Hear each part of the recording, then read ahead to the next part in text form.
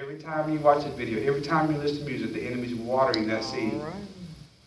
And James is saying he's watering it, and these desires inside of you, the enemy will use to tempt you. And then when temptation comes, you say, you fall. Then you say, well, man, I can't believe that person fall. I can, because those seeds have been growing in their life for a long period of time. And there was finally a harvest. James said this, listen. He said, let no one say when he is tempted, I am tempted by God, for God cannot be tempted by evil, nor does he himself tempt anyone. But each one is tempted when he is drawn away by his own desires and enticed. Notice what James said. He said this. He said, listen.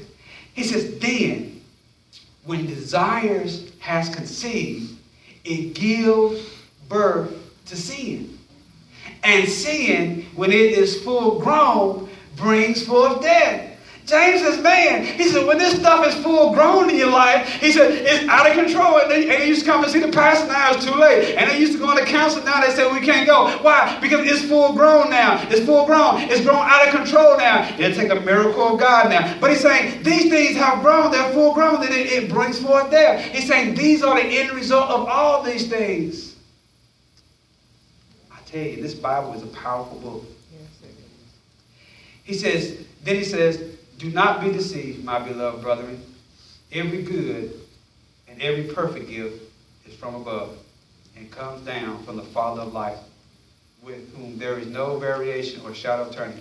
Of his own where he brought us forth by the word of truth, that we might be a kind of first fruit of his creation. Preacher, listen. He says, it's like he says, God does not tempt you. You're tempted because of what's on the inside of you. And and that's why he talks about uprooting all those things inside of you. James begins to talk about endurance. Paul begins to talk about running this race. He's saying in Hebrews, I got to get to Hebrews, my last passage scripture. I want to get there before I close. In Hebrews, I got to get there. Hebrews chapter 12, just one book over. Hebrews chapter 12, verse 1, it says this. Therefore, we also, since we are surrounded by a great cloud of witnesses, let us lay aside every weight and sin which so easily ensnare us. And let us run with, there's that word again, endurance, the race that is set before us. He said, listen, he said, let us lay aside every weight and every sin which so easily ensnares us. He said, every weight and every sin. Every weight and every sin. He's saying there are some things in your life that may not be a sin, but it may be a weight. It may not be a sin, but it may be a weight. Well, Pastor, I'm good, I'm okay. But you understand, it may not be a sin, but it may be a weight. A weight can hold you down. It can slow you down. It may take you longer to get somewhere because you're carrying too much. Listen.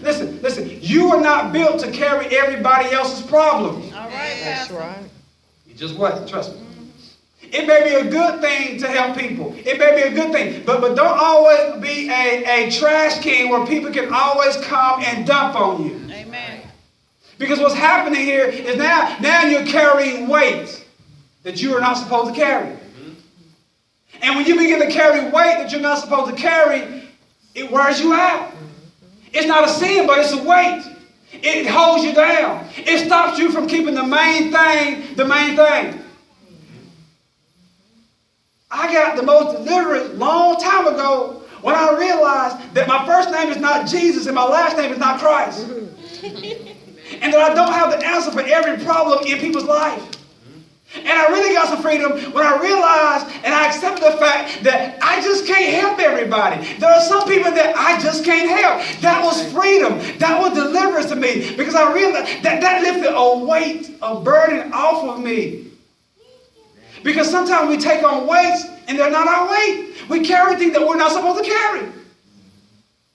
And he's saying, lay aside every weight and every sin. He said, lay it aside because you and I, we've got a long life to live. We got a long race. We got to stay fueled up. We got to stay encouraged. We got to stay up for the challenge. We got to stay in the fight. He said, life is a long race. And he's saying, don't allow these sins or these weight to begin to weigh you down. There's something that you've got to endure.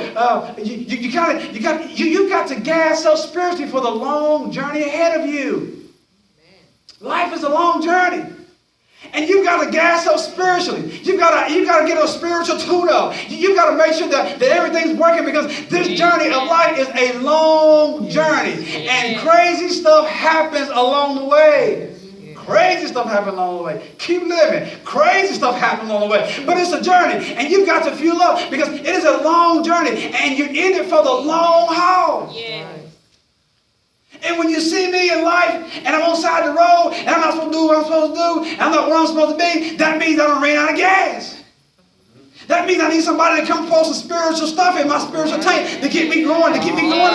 And every now and then, you got to come to a church like this. You got to get somewhere where somebody can pour something inside of you, where somebody can push you, because you stalled out, you ran out of gas, you ready to give up, you're ready to throw the towel in, and you need someone to come along and to push you and say, no, don't give up now. Get back in the fight. Get back on the road. Life is a long journey. You win if you don't quit. And that's what James is saying. James is saying, hey, let's set this record straight. God's not doing all this tempting everybody. Well, the Lord tempted me. No, God ain't tempting you. There's something inside of you that is drawing you toward that temptation that calls you to fall. Don't blame God. That's what James said. James said, don't blame God. Ain't no evil in God. God ain't going to tempt you with evil. Now, temptation in a test is totally different. Now, God may set you up for a little test because He knows you can pass it. He may put you in a little different challenge. He may put you in a challenge. He may put you in a position where He says, oh, no, they don't get Job being tested. He might, Job not being tempted, but possibly being tested. Jesus now being tempted. You can't tempt somebody with something that ain't in them. But Satan didn't know who he was tempting. He didn't know. So, either you're being tested or you're being tempted. Temptation doesn't come from God. Temptation comes from something on the inside of you. And that's why James says, he said, there's something that you've got to endure. He said, endurance means it's just not sitting there and allowing these things to happen in your life. He's saying, no, you endure, you get in the fight, and you fight all the way to the end of it, because you win. There are different seasons in your life. You have to endure. There are times in your life where you go through great joy, you go through great peace, and there are times in your life where you go through great sorrow. But that's why the Bible says that it don't last for a night, but joy comes in the morning. He said, it don't last for a night. He said, but you cry all night. He said, but joy comes in the morning. The ability to endure through certain things in life. Endurance is the key to have strong faith. Life has many storms. Physical storms, financial storms, emotional storms, relationship storms, vocational storms. Life has a lot of storms, but whenever these storms come into your life, there's this what I call endurance. It is the ability this faith of God inside of you will come alive, and He will give you the strength, and He will give you the gas to keep on moving, just to keep on moving. You know what it's like when you're in your automobile and you're traveling down the highway, and you run into this massive storm, and it's raining like crazy, and everybody's pulling off on the side of the road because nobody can see. And something inside of you says, pull over. But then there's something inside of you that says, no, just keep going. Slow down and keep going. But something inside of you says, no, it's not safe, pull over. But there's something inside of you that says, no, keep going. And the storm is getting worse. It's getting worse. The clouds are getting darker. The lightning is starting to flood. And something says, stop. But something says, no, keep going. So you listen to that voice that says keep going, and you keep driving through the rain, and you're slowing down about 10 miles an hour now, and you got your flashes on, and your windshield is going, and you're kind of scared, and you're praying, and if you ain't scared, you're lying, because I've been scared. But anyway, you kind of travel through, and you say, man, I wonder how long is this storm going to last? How long is this storm going to last? And you drive about 3 miles, and it's like, man, this is a bad storm. I need to pull over, but something says I can't pull over. I got to keep going. I got to be somewhere at a certain time. So you kind of slow down, and you kind of you tense up a little bit, and you break out in sweat. You may not do it, but that's what I do. But I said, I can't stop. I got to get there. And all of a sudden, I drove about 5 miles, and all of a sudden, it's like the sun comes out. And it's like, man, the storm is over.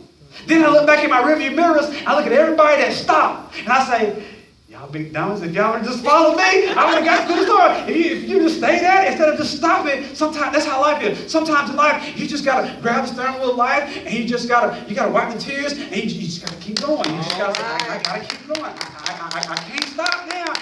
I just somehow, I got to keep going. I can't stop. I don't have all I'm supposed to have, but I refuse to stop. I'm not where I'm supposed to be in life, but I just refuse to stop. I don't have the support system that I need, but I just refuse to stop. I don't have the financial means, but somehow, some way, I can't stop now. This journey's been long, it's been hard, it's difficult, but I just refuse to stop. James said, man, blessed are those that endure. He said, if you just endure, he said, if you just stay in the fight long enough, if you just maintain, keep the main thing, and if you just say, just stay in the fight,